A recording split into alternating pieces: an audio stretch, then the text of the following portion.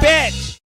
Welcome to the Unimaginary Friendcast live stream. This is episode 261. This is a conversation with your socially distanced best friends, and we are those best friends. I'm Nathan Von Edmondson. I am Erin Marie Betty Davis Jr. And I'm DavidMuster.com. Hey, and today we have a special guest actually joining us. She will be calling in shortly. She's a real-life nurse, and she's going to help us sift through the vaccine debate. Now, we've never really dove too deep into this topic, but we're going to figure out whether or not this whole COVID vaccine thing is real or it's a scam and what we should do, and we're going to settle the whole controversy once and for all about vaccines. But first... This is so hard. Hold on. Oh, Jesus Christ. So speaking of COVID and this pandemic, it's really disrupted a lot of things. And I realized one of the things that it disrupted for me was movie trailer watching. I haven't watched any movie trailers in a very, very long time. I used to watch them all the time. So the other day I went onto YouTube and watched a movie trailer for something on Netflix called Pretend It's a City, it's a documentary. I don't know if Martin Scorsese is directing it. He's walking around in it, but it's about Fran Lebowitz. David, do you know who Fran Lebowitz is? Yeah, she was a writer and a feminist and a photographer. Sure. Oh. Sure. Sorry, go ahead. Annie Leibovitz is a photographer. Oh, then I have no idea who she is. Okay, so Fran Lebowitz, go watch the trailer. It was really fun watching a movie trailer, so that's what I recommend. Go watch the movie trailer. And then today, maybe an hour ago, I watched a movie trailer for Godzilla versus King Kong. Did you see the original? Godzilla versus King Kong? Yeah. No. Oh. Because I'm wondering why they redid it, because the old one was a masterpiece. Okay, I'll take your word for it. Actually, Nurse Sandy, who's coming on soon, we saw it together as children, and I remember there was a fight between us kids. There's a few kids as to who would actually win the fight. So we'll bring her on. We'll ask her about that. That's more important than vaccinations. Go ahead. Good point. That's my news. My news is that, you hear a lot of people talk about how masks are really hazardous to your health. Have you heard that? Well, that's just white Christians that say that, right? Well, say that. I wasn't an anti-masker until yesterday. Uh-oh. Why? Masks are hazardous to your health. Do you want to know why? Do you want to know what happened to me when I put on a mask? Did it smear your lipstick? I scratched my cornea. I have how? a scratch across my eyeball from my surgical mask. How did you do that? Your health. I don't know how it happened. It happened really fast. I know that it was very painful. It's getting better. And last night I couldn't sleep because my eyes were in constant tear mode. My pillow was wet all night because my eye just kept draining. Because I wore a mask trying to protect. I'm sorry. I'm not really a masker. I just wanted to share that if I'm... I guess Trump was right. It's been very traumatic. If I'm a little squinty tonight or I start tearing up, it's probably not because I'm emotional. I like your Seattle Soundgarden knit cap, though. Oh, yeah. It's hair. David, what's your news? Okay, sorry to take it down a bit serious.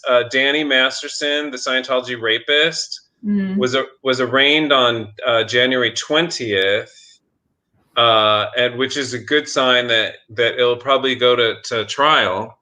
And I talked to somebody who was there, because they have to go to court a few times before it actually happens. So the first time he was charged, he was in court, and then the rape victims were in court, and he brought in 20 to 30 of his supporters to glare at the rape victims. Glare. Glare at them, look at them, glare at them. Yeah. And the judge had to file some of them out. But you know who showed up? Leah Remini actually showed up to support the rape victims, and she sat on their side, and she turned and she looked at them. She's like, "What are you looking at?" And then the person who I talked to, who told me about this, said the funniest thing. Like, it was such a solemn, horrible time, and she said she was having it was one of the worst days of her life, obviously. And then Leah Remini all of a sudden says, "Why the fuck is Billy Baldwin here?" Because Billy Baldwin showed up in support of Danny Masterson because their wives are sisters or whatever. Your sister wives? Yeah, but yeah, this is if this gives you any indication of what Scientologists are all about, his supporters show up and then they also will yell at some of them confronted one of the girls on the street and called her a fucking bitch liar. Like, all right. Let's roll this back a little bit. Let's say your friend is accused of rape. You'd stand by that friend and say, like, of course, like, if you didn't do it, I'm standing by you. But in a million years, would you ever taunt the rape victims? Personally, me, no. Yeah. I wouldn't either. But that's a choice. It's a choice that I make. But it's just so classless. Anyways, it just shows you what Scientologists are all about. David, can you make a prediction? Is he going to be found guilty? I hope so, because I found out even more information that I can't talk about, but he's just a dirt bag, just a scummy dirt bag. And all the people around him are just such dirt bags. They've all closed ranks, and some of them know some of the stuff that happened that night, but they're still sticking to their story. So they're very Trumpy. They're very white Christian-y. Like all these cults are the same. That's it. Anyways, that's my news. Damn. Well, sorry to bring it down, but I had to. I'd get it off my chest. It just annoyed me. Very uplifting. Gold star. All right, and here's our graphic that's way, way too long. But by the time you see me again, okay. It's really beautiful. So our gold star. It is beautiful. God damn it. Our gold star goes to the Buy Nothing Project. And I know this is the first time David's hearing of this, but Nathan and I are very familiar, and many of you might be as well, and you might have one in your local neighborhood. Probably not if you live in a rural area, but if you're in some kind of community or town or city, go on Facebook and type in BUI, Buy Nothing, in the area you live in. Because if you have one, it's gold. It was basically founded by two friends. It was kind of an experiment to see if there was a way you can share with your neighbors and never have to buy anything or throw anything away.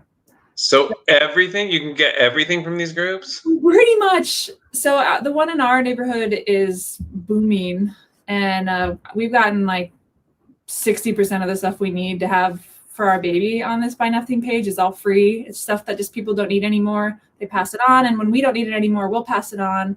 Or if we have stuff that we don't need, we usually donate to Goodwill, and that's fine. But it's kind of nice to keep it in the community, and people are just always in need of the most random stuff. Like I saw someone posted like a severed doll head the other day. And I need that. An artist that wanted it for some project. There was some person that posted scraps of wood, and some woodworker was like, "Yeah, I could use these." But normally it's like, dude. It can be furniture, it could be clothes. Actually got this shirt on the Buy Nothing page. It could be, there's a lot of baby stuff because babies grow out of things so quickly. And it's just a fantastic project. And apparently it's in 30 countries around the world now. So I can't believe I've never heard of it before. Yeah, wow. It's huge in the US. So I would definitely suggest trying to have one nearby.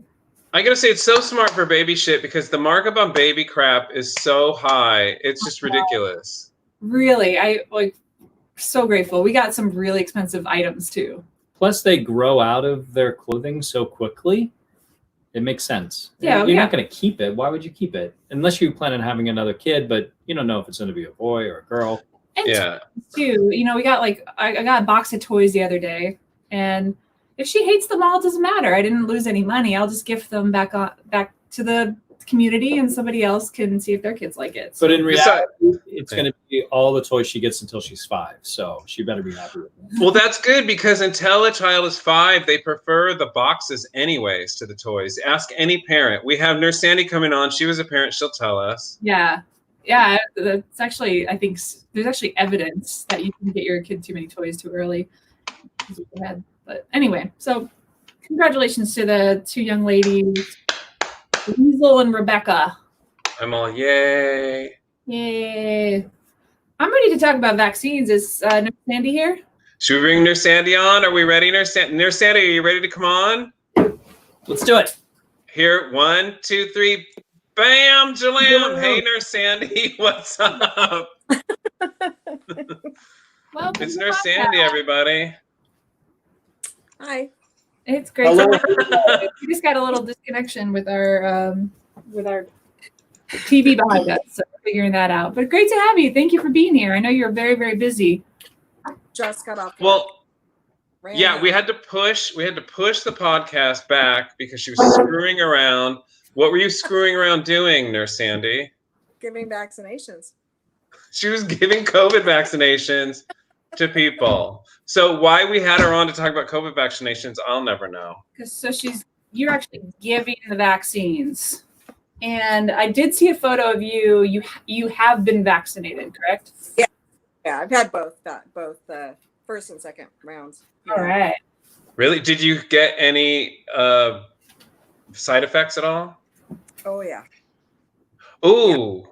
Tell us about your ANTIVAX. Wait, let's gear. Wait, we'll get into that in a minute. We're gonna give it a slow ride.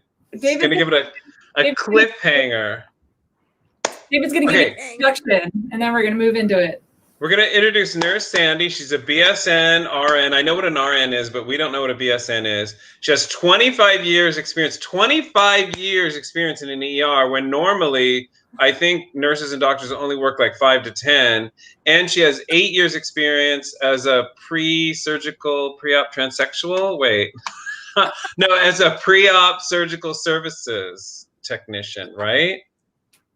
So, Nurse. okay, 25 years in an ER, that is incredible, because I couldn't last 25 seconds in an ER. I love the ER. Obviously, we've all... Sorry, go ahead, what? I love the ER. It's my favorite. Wow.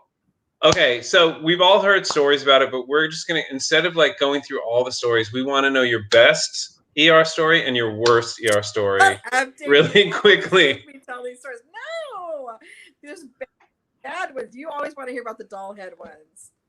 The doll What doll? heads in the rectum. You've actually found a doll head in a rectum? 7 Barbie heads. 7 Barbie heads in a rectum? Can we pause for a quick technical break? Sandy, it's really hard for us to hear you. Is there a way you can turn your volume up or get closer to your microphone? Okay, can you hear me? No? Yes. It's a little bit better. That is a little better. Is that better? That is Yes. much better. Yes. Okay. David always, my whole life with David, it's been all these salacious stories he always wants me to tell. I'm sure you know this about him. Yes. We are very aware.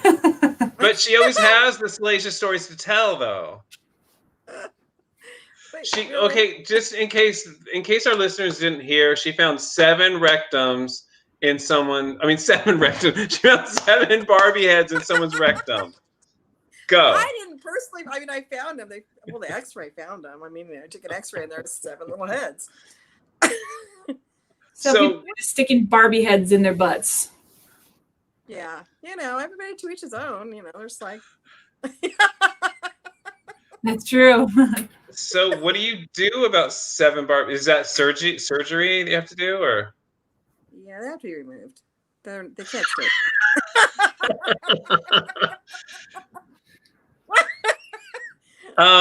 Yeah, that's obviously not the worst thing you've ever seen. We're not going to go into the heartbreaking things, because she has told me heartbreaking stories, and I don't want to hear those. Because the worst things that can possibly happen in an ER, really, to tell you the truth. So what's the best thing you ever experienced in an ER? Oh, there's been millions of things. Bringing people back, that have died. You can bring him back. That's always a good thing. Yeah, it's okay. Lots of times, the women come in and push that baby out right now, and it's like, whoa, here's a baby. That's fun. Have you delivered a baby before? Oh yeah. Yeah. How many babies do you think you've delivered? At least 5 to 7. Oh, I thought you were going to say like 500 to 700. No. No, not personally. Not me personally. I'm trying to think. There's all, yeah. I mean, usually they come so quick, people can't stop it. That is pretty incredible that you brought 5 to 7 lives into the world. Say some bad things. No, I don't. No, I don't. How many people do you think you've brought back to life? Oh, hundreds. Hundreds of people are walking the planet because of her right now. How many of those people? Not because of me personally. It's like a team. We're all a team. It's not me personally. No, by any means. Not me by myself. No. Okay. I would not take credit for that. It's like there's doctors, nurses, there's, respiratory therapists. I would never take credit for that. Not every time she speaks. How many of those people that you brought back do you think saw the white light? A lot. I had one lady we shocked back. Well, I was talking to her. Can you hear me? I was talking to her, and she all of a sudden, went out, and I went, oh God, when we started CPR, and then we shocked her, and she came back screaming, like horrific screaming, like she'd been somewhere horrible. Just like, yeah. Did you ask her? Did you ask her what's going on? What did you just see? All of us just kind of looked at each other like, okay, we're gonna let that go. Let's give her some. Like, we're not gonna ask her where you went. But like, I've had one lady. She told me it was so weird because she was another one I was talking to, and she came in. She was this really nice, well put together older lady, like in her 80s, and she had these like little silk pajamas on, and they had little pearl buttons on them and matching, and she looked so nice. In the middle of the night she came in with chest pain. She was having a heart attack. So I was talking to her and helping her, hook her up to the monitors and stuff, and I was like helping her get undressed, and I was like, oh, this is such a cute, your pajamas are so pretty. And I'm like, look at these, and I'm like, oh, look at these little pearl buttons are so cute. My mom would love these pajamas, because my mom, if you knew my mom, everything has to match with my mom. So all of a sudden, sure enough, she went out. And so we had to start CPR. But at that point, I had to just rip her pajamas open, and all the little buttons went flying, the little pearl buttons all across the floor. And so we were doing CPR on her, and we worked on her for about, a half an hour at least, and got her back. And then, we're transferring her upstairs to the ICU. But in the meantime, we were talking, doing CPR on her and talking to each other. And we were running around. I'm like, oh gosh, be careful, don't slip on the little pearl buttons and the little pearls. And, people were kind of kicking me out of the way. I'm like, oh, that was so cute. I feel so bad. I had to rip open her pajama top. Anyway, when we were transferring upstairs, she took my hand and she said, thank you. And I was like, oh, I'm so, you're going to be fine. We're going to bring you upstairs. And she said, honey, I just want to tell you, don't worry about the buttons. I was like, what? She goes, don't worry about the buttons. It's okay.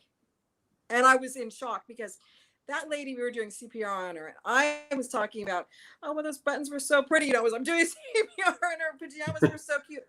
How did she know what we were talking about? Weird, wow. Right?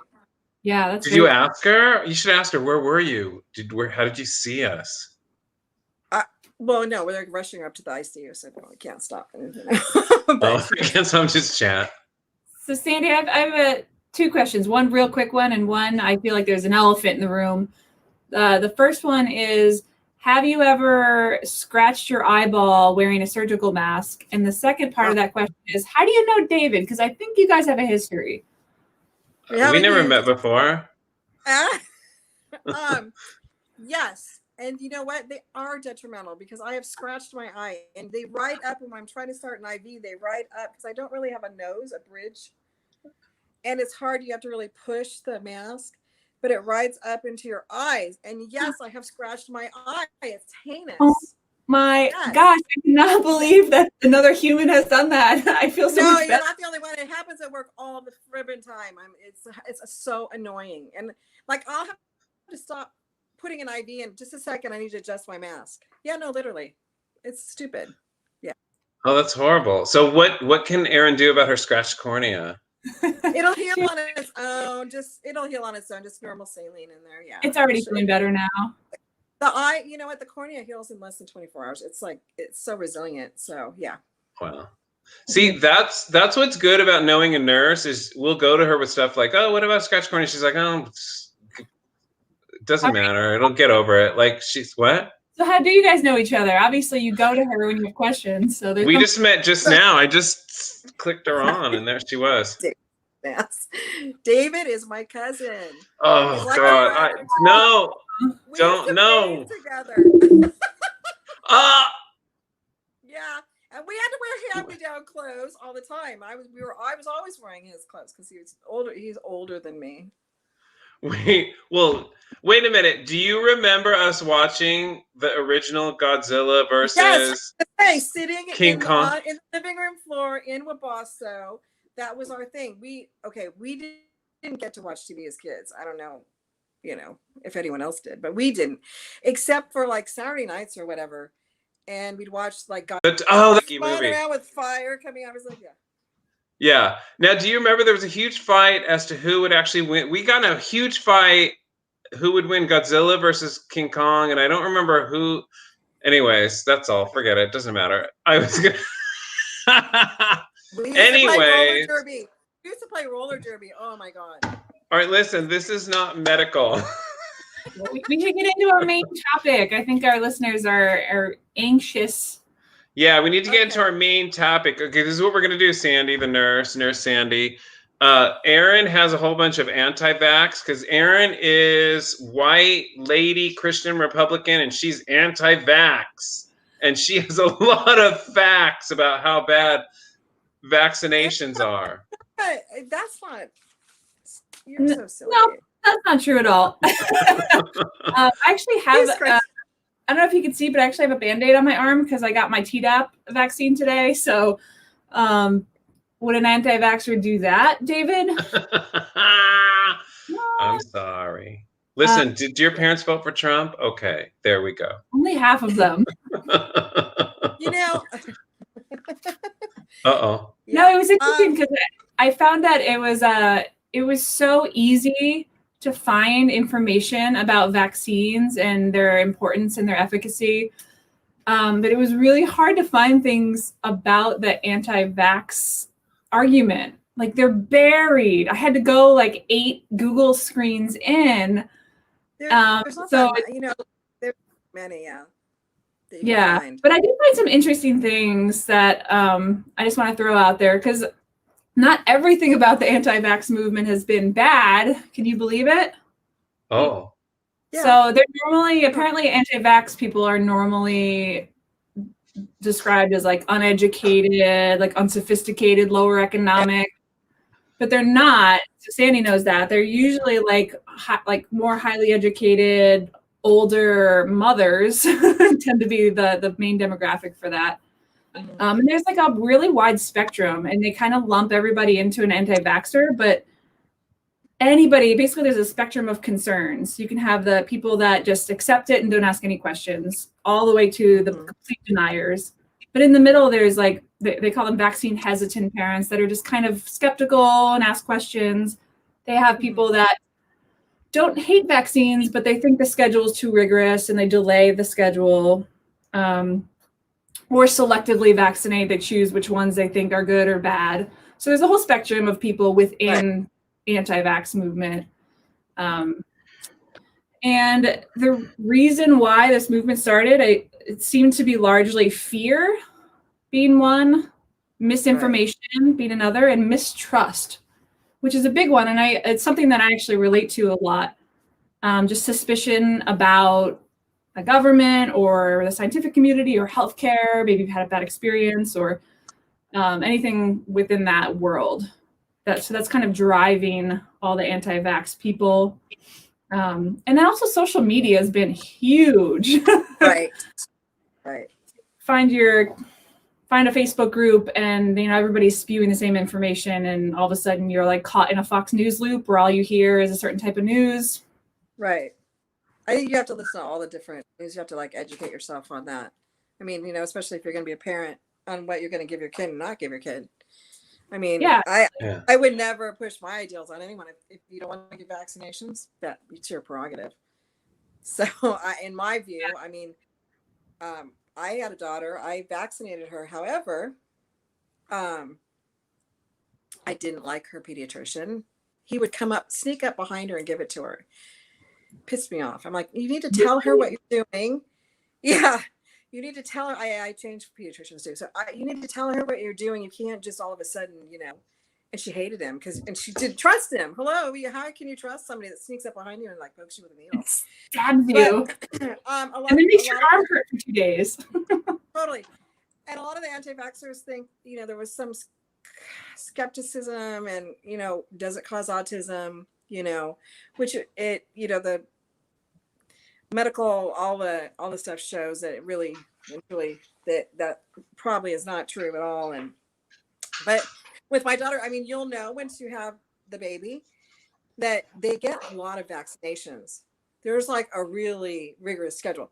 So I chose, you can do what you want, but I chose that she wouldn't get them all the same. I spread them out. And so it did lengthen the time. And, her pediatrician was like, well, that means you're just going to have to come here more. And I'm like, okay, whatever. I'll come here more. Yeah. But I didn't want her getting, 3, 4 or 5 shots in one thing. I mean, how do you know what she's going to react to then? If she has a reaction, how do you know which vaccination she's reacting to? And, they get fevers, they get cranky and, whatever. But I lengthened. But that was my choice. I lengthened it and, Yeah, no, these are all really good points. And it's interesting because like about 60 to 70 years ago, there were only actually 4 immunizations for children. Before, right? And now there's about 40 within the first 2 years of life. Oh, yeah. Okay, yeah. So it's a lot. So, it's something you want to be educated on and make your own decisions like Sandy did, because it's not just cut and dry. Your kid could have a reaction. There's allergies. There's, there's all kinds of different things to take into account. But I thought that I read a really interesting article about how the scientific community has actually helped propagate the anti-vax movement by being so mean to them. Right. Yeah. You just lump everybody in one group. It's like, okay, why don't you disperse some education and really let these people know, and not just say, oh, you're crazy. But the problem with it is this.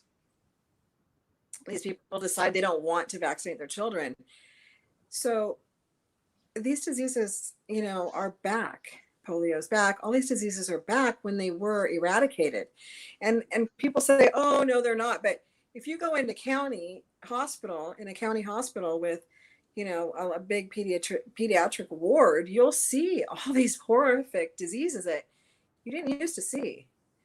So they're around and it's bad. It's kind of scary. So, and, a lot of times you have to be tested again because you may need a booster, like the pertussis and the whooping cough ones. Yeah, because you really don't want anyone around your baby that has whooping cough. That's why I got one today. Right. So, in other words, don't let David around the baby unless he gets a shot. David. Yeah. But it is interesting because every article that I read that was pro vaccine was just so mean to anti-vaxxers, and maybe you could argue crazy. Yeah. You can argue that they deserve it, but it's actually making the movement stronger. And what they really need is just and this is kind of why our politics are so divided, because we're not seeing each other as human anymore, and we're missing each other in the night. Right. It's just like if you had a teenager and you said, okay, this wine is really good, the champagne's really good and stuff, but you can't drink. You're not allowed to drink. Don't drink, and leave it all out for them and tell them. It's like, come on, you give them facts, give them some information. Don't just they're not bad children. They're adults and they want to make an educated decision. Don't just, lump them into one place that they're crazy. Yeah, the solution to help that would be to offer information in a kind way.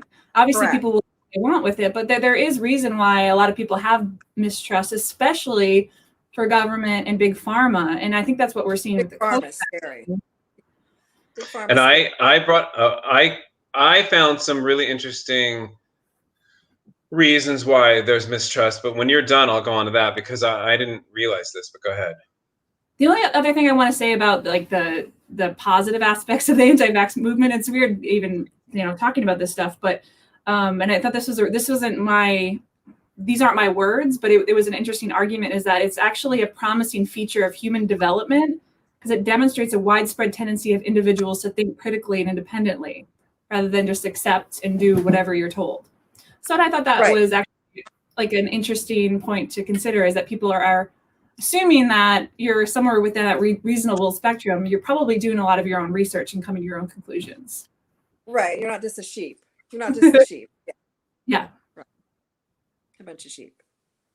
Yeah. You wanted to jump into COVID stuff? Well, no, because I have a couple of anti-vax, pro anti-vax reasons why people don't want vaccinations, which I thought was incredibly interesting. Up to 80% of the Black community they've surveyed are saying they're not going to get it or they're mistrusting of the vaccine. And it's really interesting why. I mean, you can see why when you take a look at the medical industry with Black people, because when they were slaves and even after slavery up until the 20s and 30s, they were experimented on. Their communities were experimented on. And one of the biggest ones, have you guys heard of the Tuskegee Syphilis Study? No. David, I was just curious before we go on, are there any comments? Because I feel like usually we There is one comment. Okay, cool. Okay. Oh, you know who this is? She single-handedly brought me to life. Do you know who that is? Who's that? My daughter. Who is that, Sandy? My daughter. It's her big dumb daughter. Hi, Caitlin. Aww. So there's one comment. I know we normally have. Come on, people, where are your comments? Maybe we're just so informative they don't need to comment. But anyways, the Tuskegee Syphilis Study was it was a study done on hundreds of Black men from 1932 to 1972, where they told them they were treating them for syphilis when actually they weren't treating them at all. They weren't giving them any how do you treat syphilis? It's penicillin. They were giving them any penicillin. They were letting them suffer so they could see what it does to people, what syphilis actually does to people. And that's 40 years, from 1932 to 1972, and it only stopped when journalists discovered it was happening, and they blew the lid off of it. And the United States government didn't apologize for it until 20 years later during the Clinton administration. That is such a good reason to have mistrust of our systems. So that's why up to 80% of Black people say they don't trust it, or they might not. Up to 50% say they're probably not going to get the COVID vaccine. So totally. I don't think they should just well, I mean, you can understand why they mistrust. They should mistrust the medical institution, but they should, what Sandy said is that everybody has to do their research. You have to research it. And another thing I came upon is people are afraid of the mediums that the vaccines are delivered in, that they have harmful ingredients like aluminum, thimerosal. Thimerosal, yeah. And formaldehyde. No, the COVID ones don't. Yeah, the COVID ones don't have that at all. You can tell us about the COVID one, because the COVID one doesn't contain the actual disease, does it, Sandy? It's simulated, right? Yeah. Well, you want me to tell you what it is? Yes. Okay, so when they first started, do you want me to get into it and tell you about the COVID vaccination? This is all kind of technology to make this. Has been around for a while. Okay, it's been years and years. It's been around. Like, they didn't have it during HIV times because it's so updated now. But the reason why they were able to come up with this vaccination so quickly is because they have the equipment, they have all the technology to do it. Okay, now. So they tried it before it was okay through the FDA, which, trust me, I'm not 100% pro FDA. However, they tested on 43,000 people and collected data. Yeah. So this isn't just a fly-by-night thing. And collected the data and what the bad results were, and any type of side effects and stuff were calculated. So the Pfizer and the Moderna are the two top ones that are given. And they really, their side effects were very slim.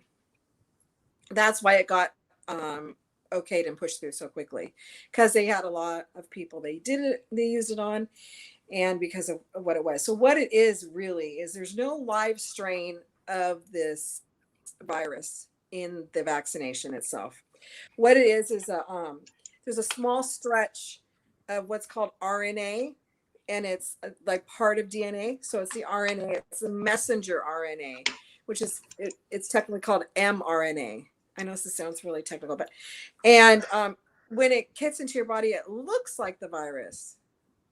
And so your body will respond by kicking in the immune system, and it recognizes that, oh, there's something foreign here. We need to create antibodies against it. And so that's how it's done. So there's no live anything. It's just a strand of RNA, like part of the DNA of the virus itself.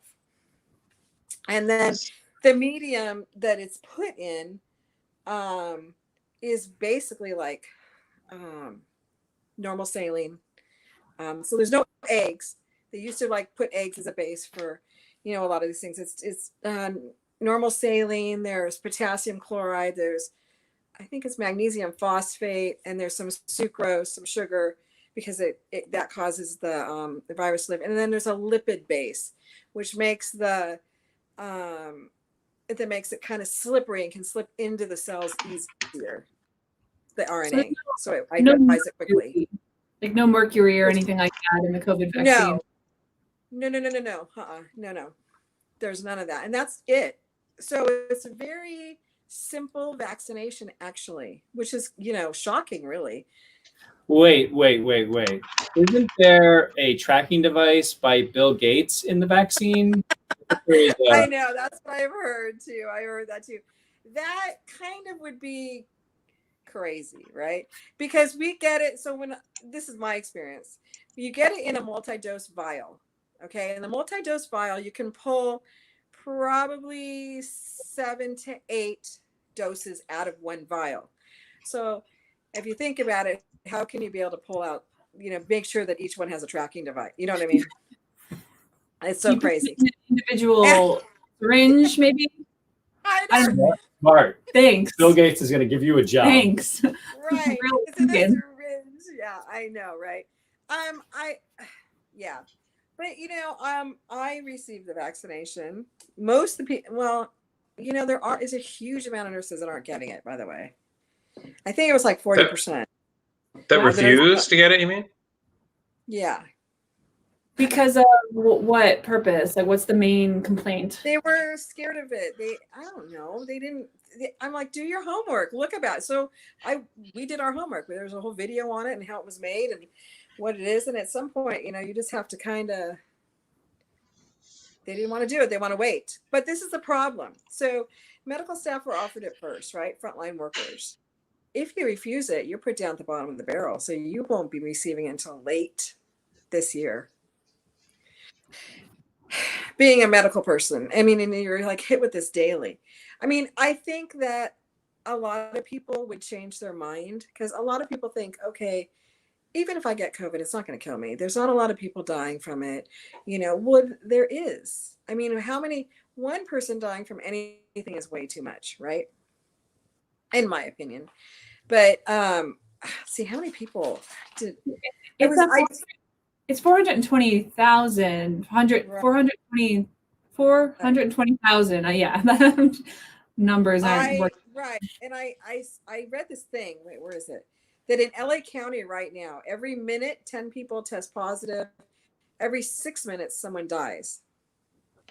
So if people really thought about that, you know, and didn't think, oh, it's just a bad flu. Well, yeah, it kind of is just a bad flu.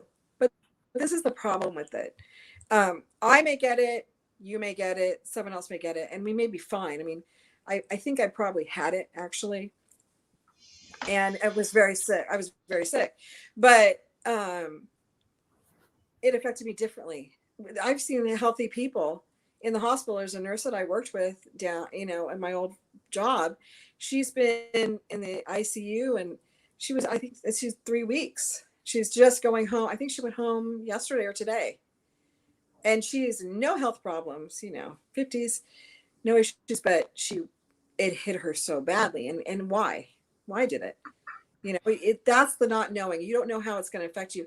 There's young people dying. There's 40-year-olds that, you know, get different syndromes from it and lose limbs and then die. I mean, why? Honestly, the thing that's most are those bizarre side effects, and then the long-term side effects that some people have that just linger on. Terrifying. There's going to be huge issues going forward that they're finding. It affects your brain, and it affects your blood clotting, so you can throw clots throughout your body. And it's, you know, I think since we've been so sequestered, and people are sick of being isolated, they don't see the forest for the trees, if that makes sense. If they like walked a day in the shoes of people, healthcare workers in the ICUs, they would run to get that vaccination, because our ICUs are full. The morgues are full. There's nowhere to put the bodies anymore. I mean, it's that bad.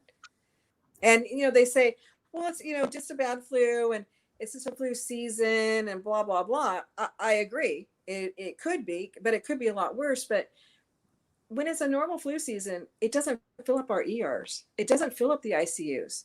People aren't dying like this. You know, our mortuaries are not, you know, telling you I'm unable to pick up that body because we are full.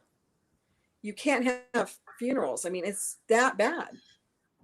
Did you find that this year's flu season was was there a flu season, or was it just a COVID season? Well, we're in the middle of it right now. But I actually, when I went to the ER the other day, there was a man that was diagnosed. We thought he had COVID. He tested negative for COVID, but positive for the flu B strain. Is that interesting? And he was admitted to the ICU. But I think he probably tested positive for COVID later. Now, that's the other issue.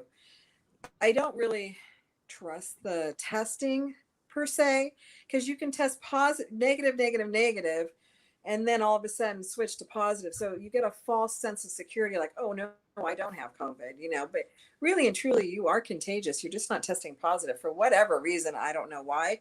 And that's a whole other issue. They don't know why, but there's not consistency with the testing.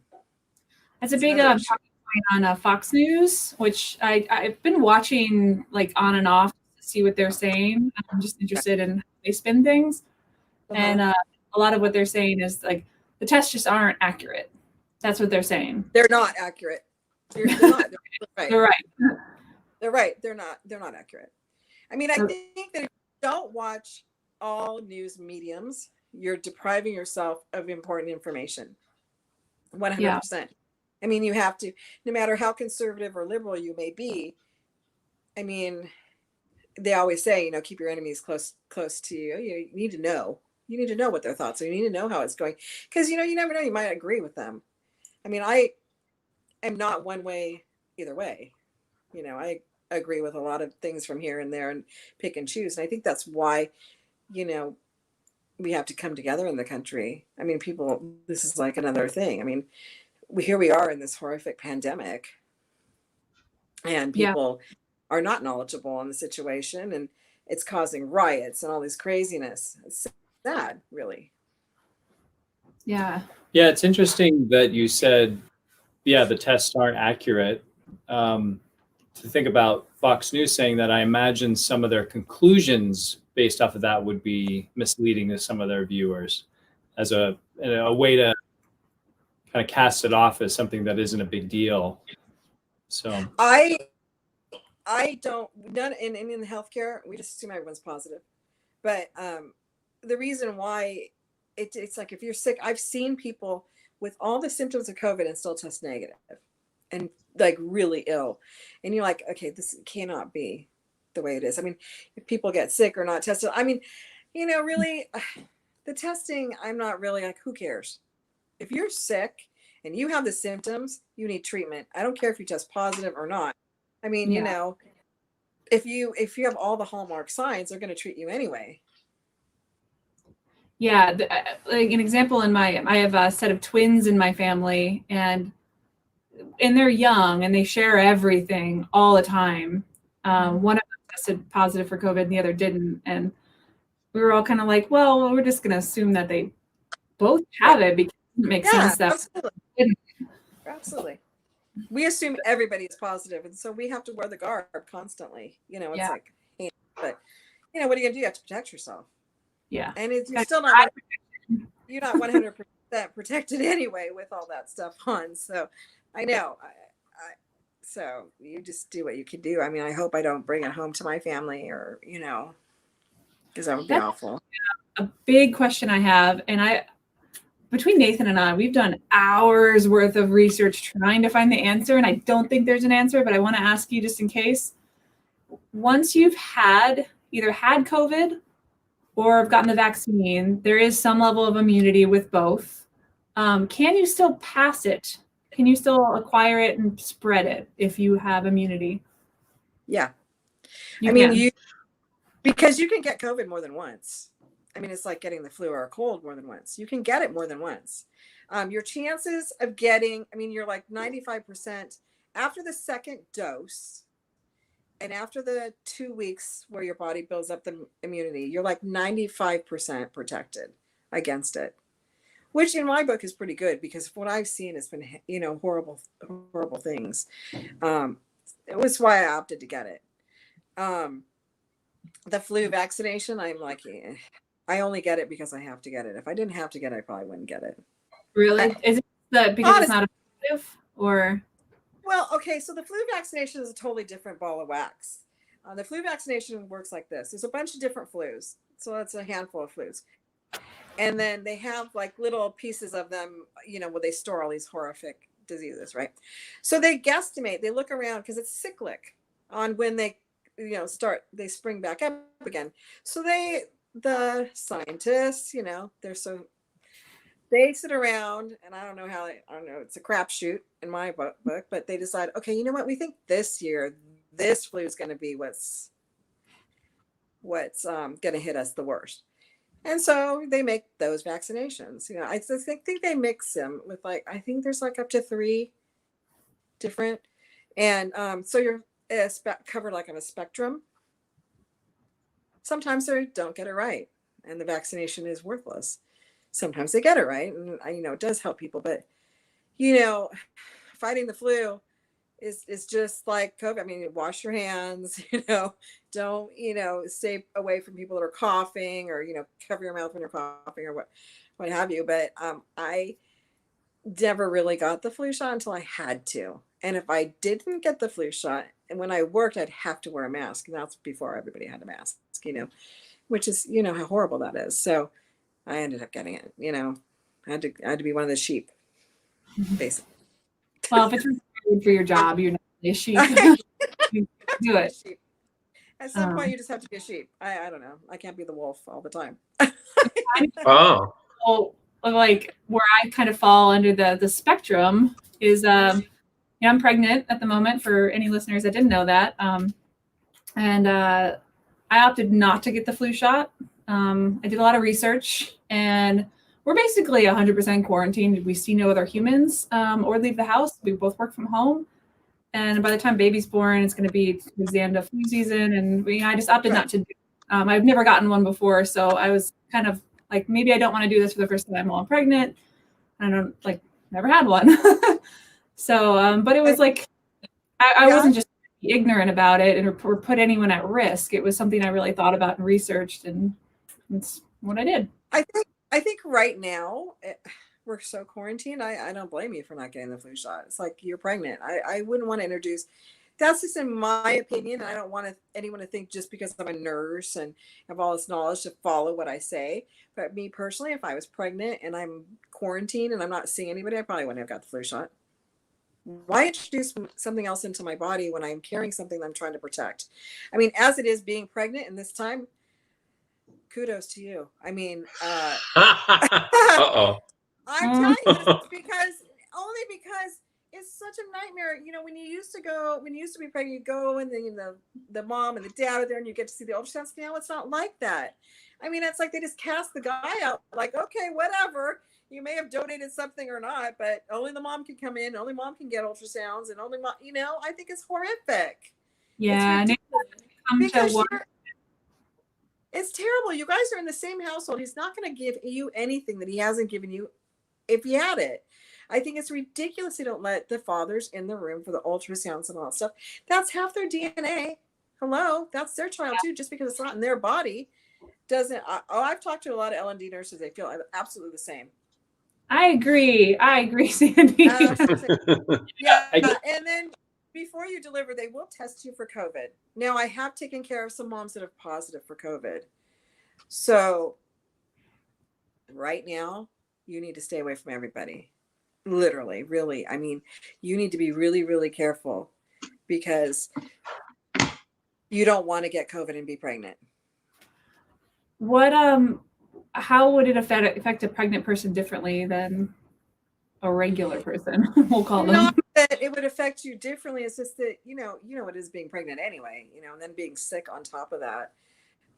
You know, it could present some other issues. You know, if you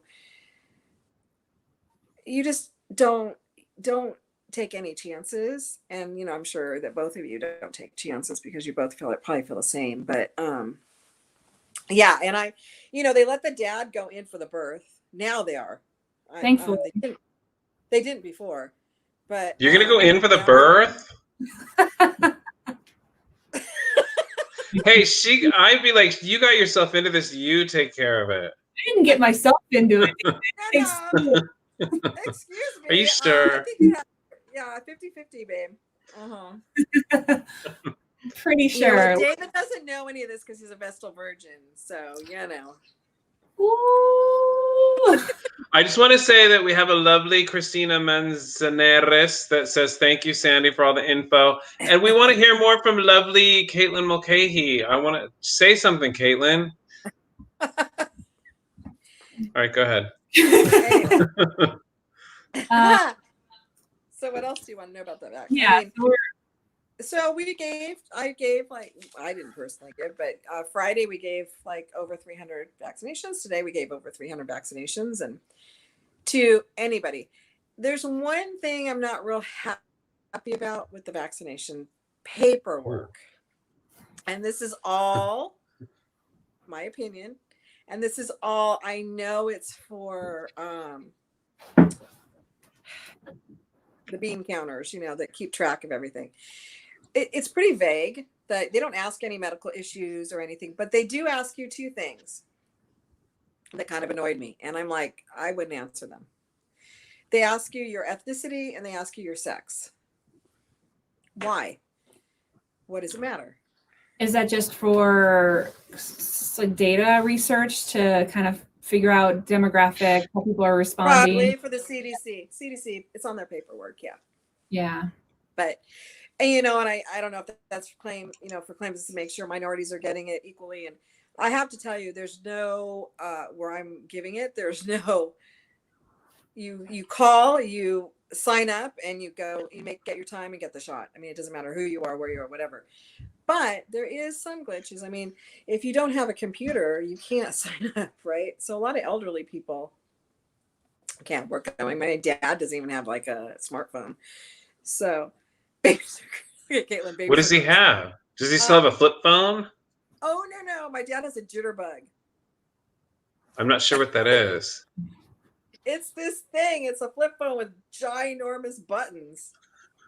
Oh, the old people phone they have on the bad TV stations. Yes, and then he doesn't even know how to work it, so he doesn't even carry it with him. I'm like, Dad, why do you even have this phone? Do you make fun of him for it?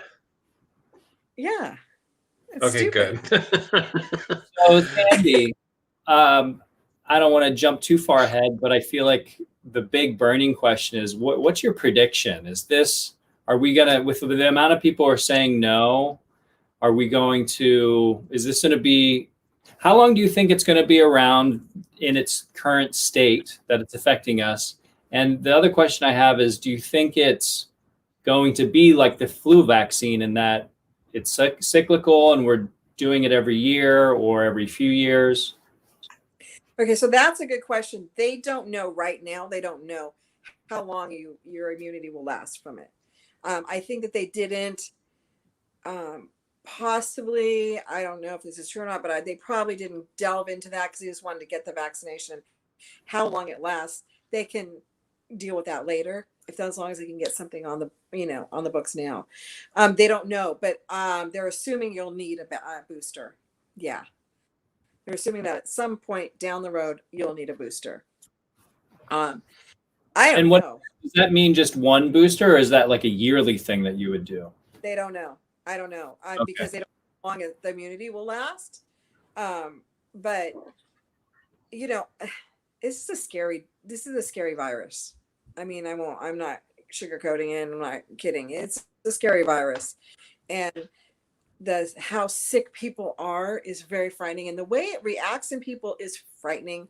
I mean, it causes in some people it causes blood clots to disperse through their body, and they lose limbs, and because they get clot off, and there's that. A lot of people get pulmonary embolus, which is a blood clot in your lung, which can kill you. So many different weird things with the brain too. There's like a delirium that can occur, and who knows how long that goes on for. I mean, it's a strange thing on the different aspects, how it affects people differently, and they don't know why. So that's why, really, it's a scary, scary disease. Yeah. I mean, with HIV, the only reason why I keep comparing to HIV, because that was the one thing that scared everybody, right? In the 80s. It's like, oh, I don't want to touch, anything because I'm going to get HIV. So that one kind of mutated. This one mutates, and all viruses mutate. I mean, they just do. I mean, whatever. But there's different strains. Like there's a strain from the UK right now that it's highly contagious, even more contagious than the other one. So it mutated in a way to this, but this vaccination covers that as well. So you don't have to, yeah. So in my opinion, I think people should be immunized for it, especially if you're around a lot of people. If you're, I think the more people that are vaccinated, the more we'll see this kind of go away and drift off, and people not as many people are going to be getting sick. Certainly people are going to continue to get sick from it because people aren't getting immunized from it. They have no immunity. So, I mean, this isn't something that, it's not like chicken pox, like, oh, my kid has chicken pox, let's have a chicken pox party so all the kids get chicken pox, which in itself is really dangerous too. That's not a smart thing to do. Really? No, because adults get it, and if adult gets it and it's a bad case, when I was in nursing school, one of the ladies I worked with, her husband got chicken pox from this lady at the market who had her kid there with a full-blown case of chicken pox. And he caught it, and he ended up in the ICU. He had chicken pox on every square inch of his body, down his lungs. I mean, you can get it in his ears, and it's everywhere, in his mouth, everywhere, and he had to be on a ventilator. Wow. It was bad. So you can get really, really bad cases of chicken pox. It's not something that, it's just like, oh, no big deal. It can be a very, very big deal. No, nowhere near that traumatic. But when I had chicken pox, I have an older brother and a younger brother. All of us got it. And my older brother was very light. I think I had it a little bit more, but my younger brother, I think he was 2. And he just looked like he was shot with a shotgun multiple times. Like it was over. He'd get picked up, you'd pick them up and you just want to be put back down. It was really hard for me. Do we know how effective the varicella vaccine is? Oh, it's good. It's fun. It's a good one. Yeah, you definitely want to make sure you vaccinate for that. I mean, so we didn't have that when I was growing up, so I got chickenpox. So kids now aren't getting chickenpox because they have this vaccine. Is that what's happening? Not necessarily. Some kids still can't get it. I don't know what they do. I think lighter cases possibly, and not the horrific ones that, where kids are scarred. Because see, back in the day when David and I were in school, kids would get chickenpox and they get 50s bad cases, and they'd have to be scarred, and so if they get a case, it most likely will be a lighter case. But now remember, once you've had chickenpox, down the road you can get shingles, and shingles is a horrific thing too. I mean, if you're older, for an older person to get shingles, it travels on a nerve root, and it goes only on half the body. So like it usually is on the chest area. Well, some elderly people, it hurts to move, it hurts to breathe. So they don't take as deep a breath, they get pneumonia, and they can die from pneumonia. I mean, there's like a whole cascading thing, a result of a poor decision made. Yeah. Yeah. Well, Caitlin, the lovely Caitlin says, maybe vaccinate your kid for chickenpox then. So we have really, really good listeners. And because she's your daughter, it's kind of like she's a nurse too, right? She says, babies are gross. Is that true, Sandy? Yeah, Don't tell me that. She doesn't like, like body fluids. I can't stand body fluids. I mean, some of them are good, guys. So Sandy, wait, you're a nurse. Sandy, you're a nurse. I'm asking for myself and for Caitlin, how far away are we from a vaccine that will get rid of all human body fluids? You don't want to be like a dried prune, you weirdo. Oh God, I'd rather be, or other people, so other people don't have their disgusting bodily fluids, because that's a thing is we wouldn't have these problems if human beings weren't so disgusting. Okay. You'd have to separate out what body fluids you don't like. Really, David, some people like body fluids. I don't know. I mean, ew. When it comes to other people, I don't like any of their bodily fluids at all. You have to have saliva so you can eat.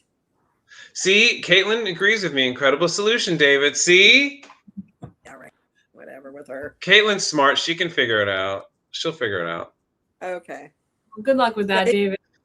He wants to just be a raisin. He wants to be a raisin, like dried up prune raisin. No, what I want is, this is what I want, Sandy. Have you come across this? This is what I want, and this is the only kind of people I want to deal with, is people that are bionic, people that have all their limbs and functions reworked with mechanics, with biotechnical, like bionic eyes, bionic limbs. So there's no flesh left or any kind of bodily fluids. How far away are we from that?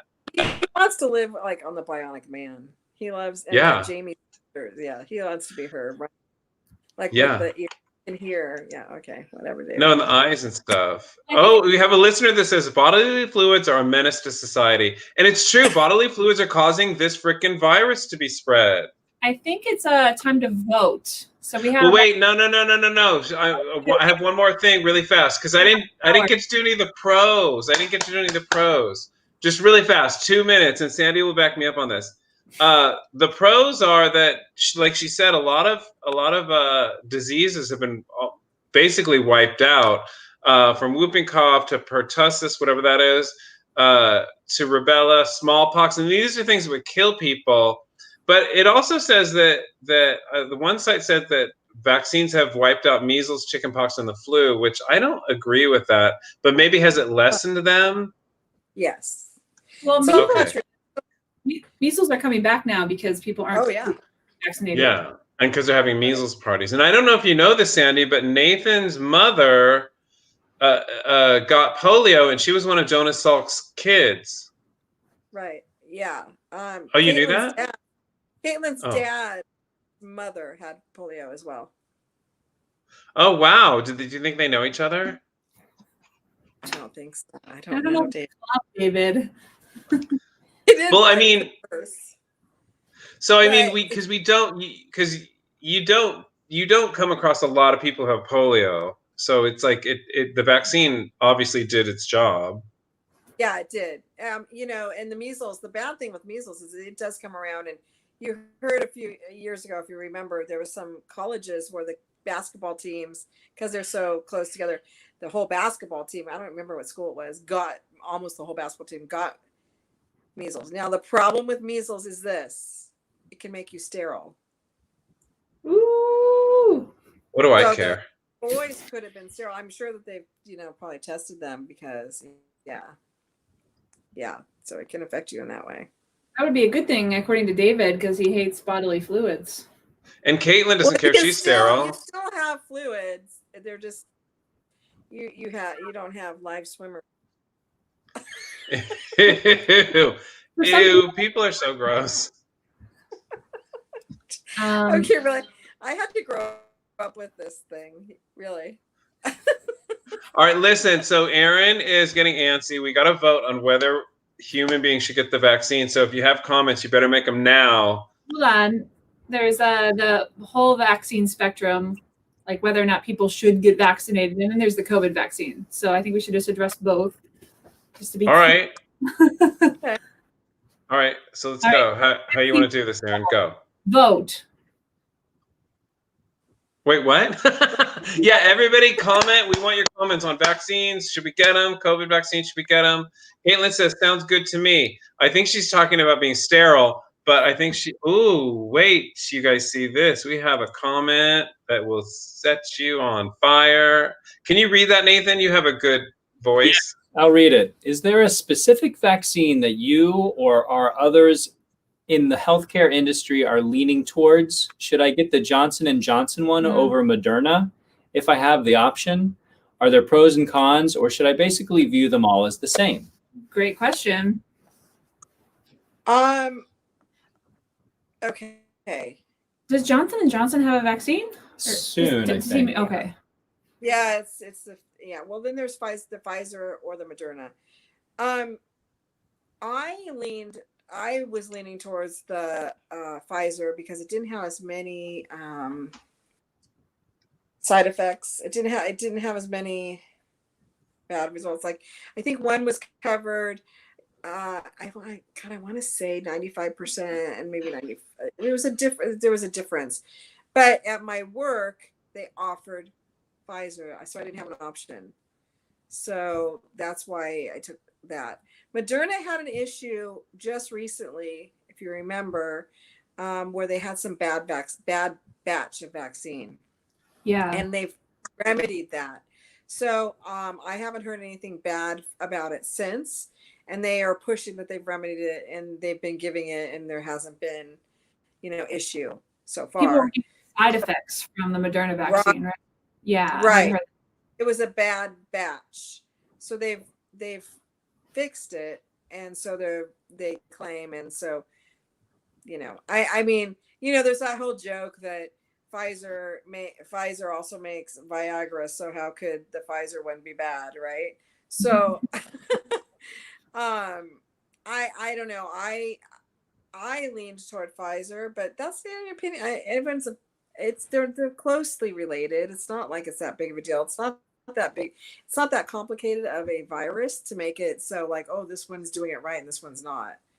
So yeah. I imagine it would also boil down to what access you end up with. Like you have access to Pfizer. I imagine that there's going to be limitations potentially, and depending on the area or what healthcare plan you would have. Right. That's a huge thing too. Like, what are you going to be covered? I mean, do you want to pay, or do you want it free, or I do know that LA Unified School District is going to offer both. So when you go there, I think you can choose. I was talking to someone this weekend who's starting up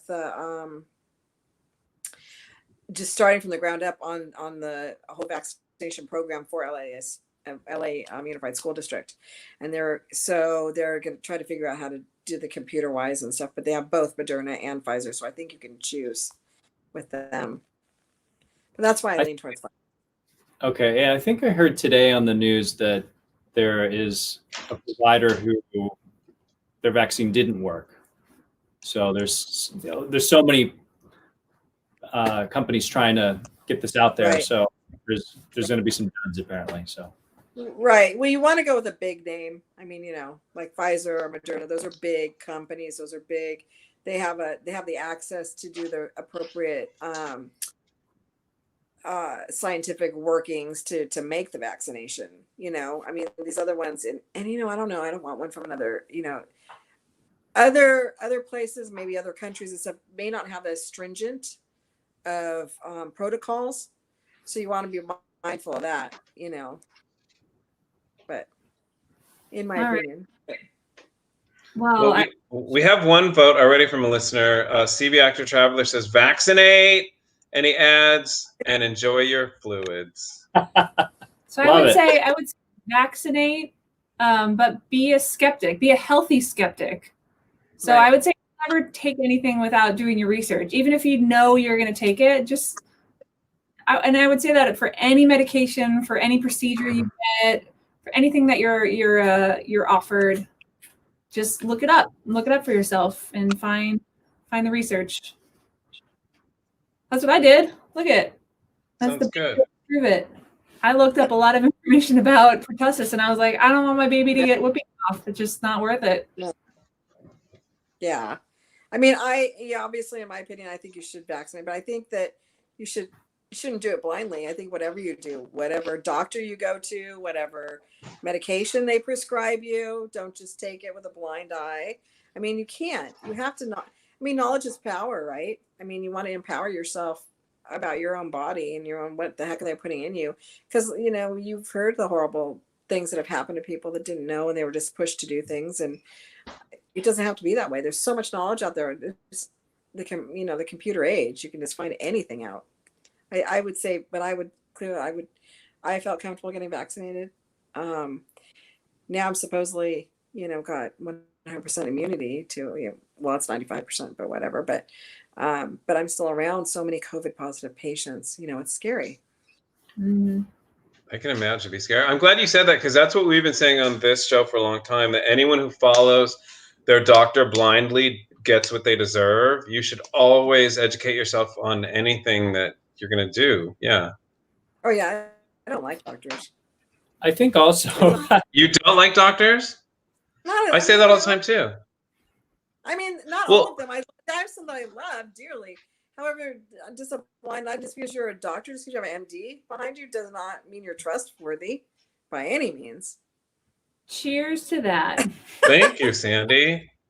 I think it was a really excellent point to shine light on the fact that since we're locked down and we're not interacting with each other as much, it's a weird experience with this pandemic, because unless you know someone who's been directly affected, most people don't. Just statistically, they're not going to.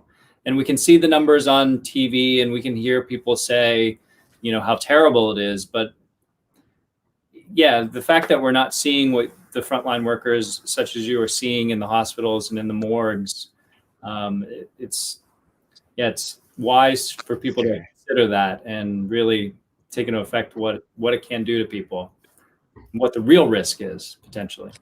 You guys, it's horrible. I mean, I've been a nurse for 33 years. I have never seen death like this. I mean, when I left working in the ER full time, it was like, it does take a toll on you. It's like, how many bodies can you wrap a night that that pass away, and it doesn't take a toll on you?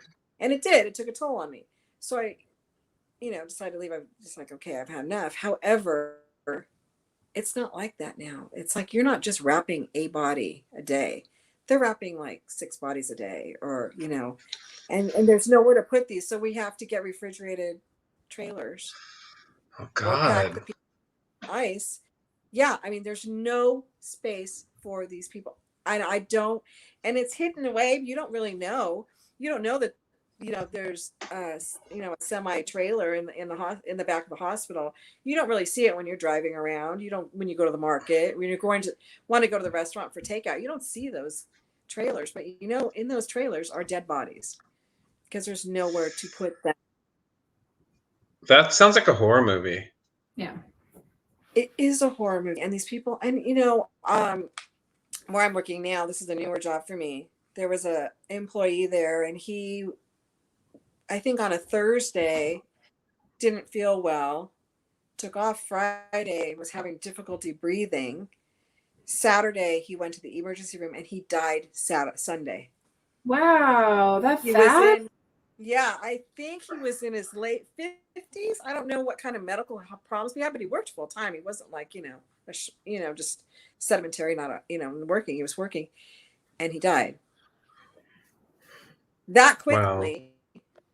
Wow. So when I say it affects people differently, it affects people differently. It's not a joke, and it's not a passing phase. It's not, people need to take it seriously. And I think that they need to go and see if they are skeptical.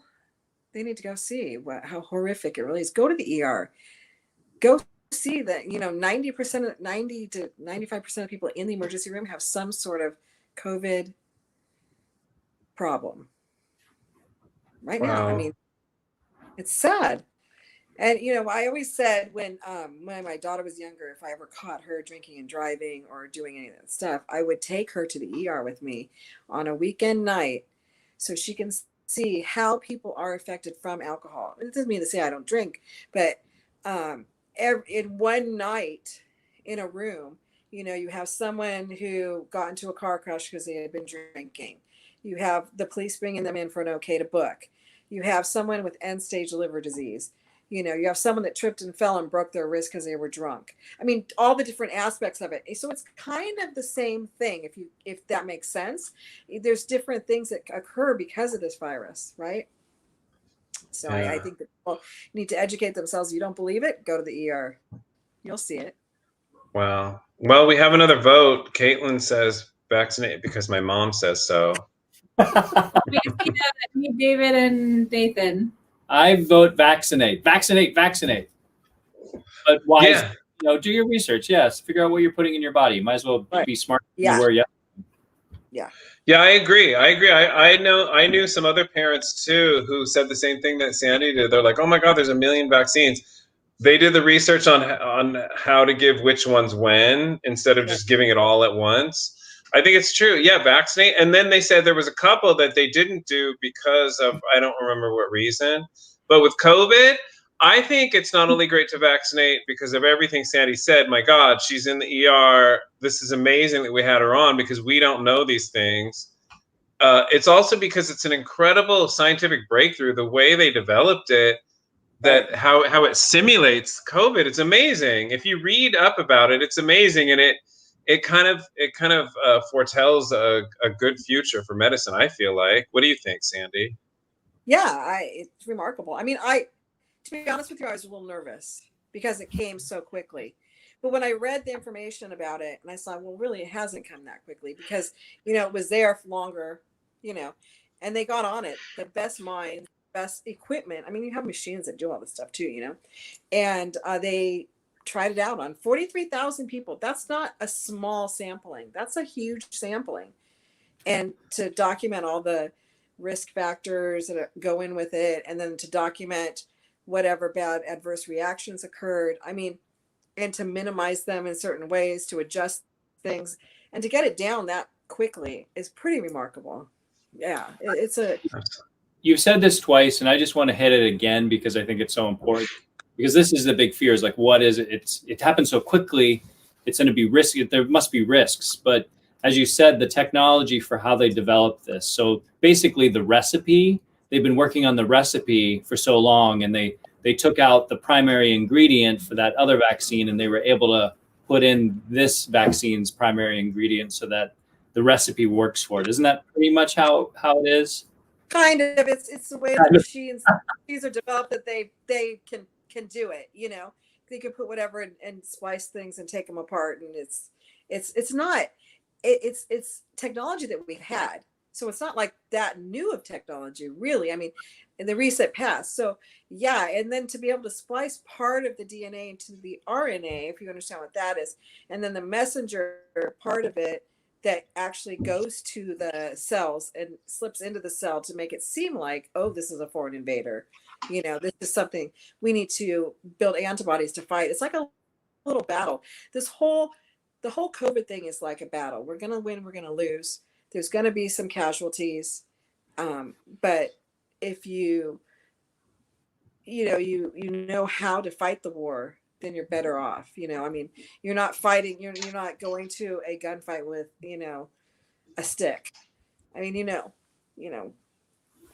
that makes any sense. Cool. I don't know. I mean, it's information that we've had. Yeah. Awesome. I think this comment is a great way to end this segment. Sandy, we have a listener that calls you a hero, and they salute you and they thank you. And really, I think I can speak for us and the country, and also thanking you and everyone who's working to help people with COVID and without COVID, all the people that you help. It is really heroic work, and the society couldn't stand without you guys. So I bow down. Well, thank you, but I don't in any way, shape, or form think I'm a hero by any means. I'm just a nurse. I don't know. I mean, I like David, I don't think I could. I imagine I could spend time and assist in an ER, but that is the last thing that I could imagine or want to imagine doing. That just terrifies me. So that is heroic in my book. I agree. I think you're a hero, Sandy, because I couldn't do it. People would walk in with their bodily fluids, and I'd say, "Sorry, we lost another one. Ship them into the morgue." Like every human being that came in, I'd be like, "No, not going to clean that one up. We're done for the day. Sorry, get them out."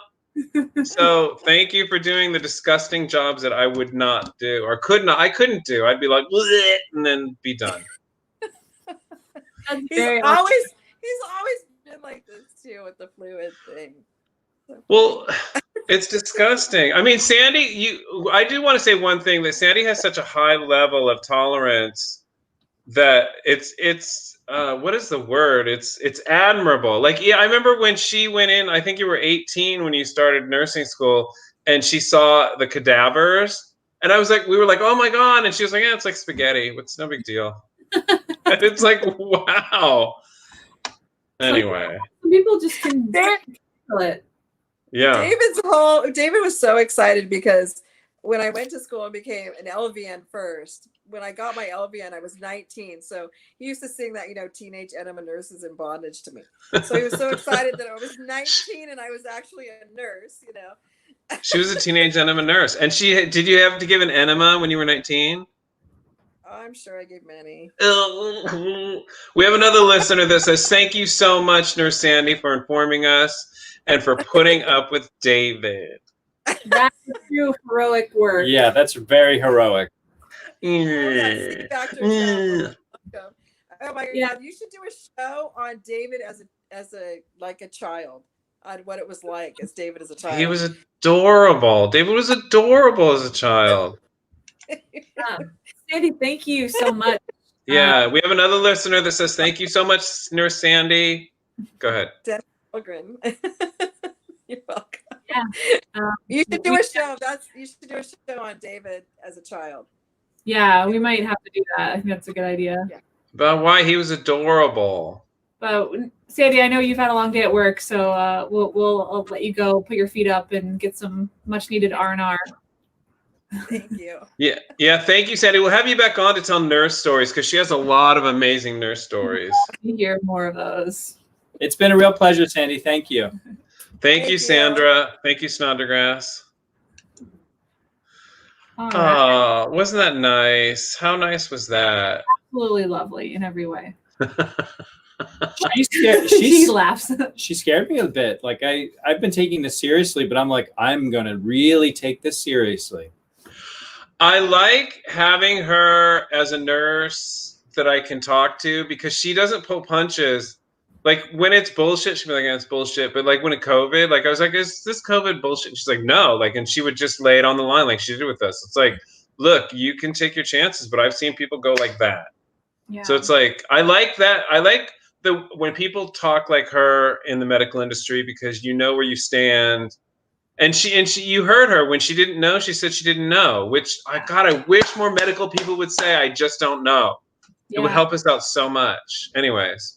I thought it was interesting too, like she's obviously pro-vaccine, but she like decided on a different schedule for her family. And I think that's interesting and worth noting. And, it's like, that doesn't mean she's an anti-vaxxer, obviously. And so like this spectrum that is out there isn't necessarily something we need to vilify, even though it has led to some pretty awful things happening, people not getting vaccinated. But it is a little bit more complicated than just the black and white that you hear. Yeah, I agree. Of that. Final thoughts, David? I'm going to get vaccinated, and I think people should. I just wish that people would shut up and do their research. Because if you look into it, you're like, oh, okay, well, I'll do this and this. This helps, and just shut up. Just shut up. I don't think we are gonna have access to it for, I don't know, maybe the summer. Months. I'm gonna say, so, like when she was saying you end up at the bottom of the list, and if you're a nurse or a frontline worker who rejects it and won't take it, you end up on the bottom of the list, and that's going to be at the end of the year. That's quite a long time from now. Yeah.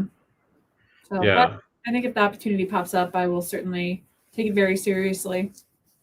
I'm all about advancements in technology. That's what I'm all about. Oh, my arm hurts. See, vaccines aren't perfect. They make your arm hurt for a day. I'm sorry. All right. Well, thank you, everyone. We had some new listeners out there. Thank you for joining us. Thank you for all the people that tune in every 2 weeks. And we'll be back again in 2 weeks with another juicy topic. Yeah, but before we go, we do have something we need to talk about. I don't remember what podcast it was on, and I don't remember which one of you said it or what you said, but it really fucking upset me, and I'm feeling very attacked, bitch.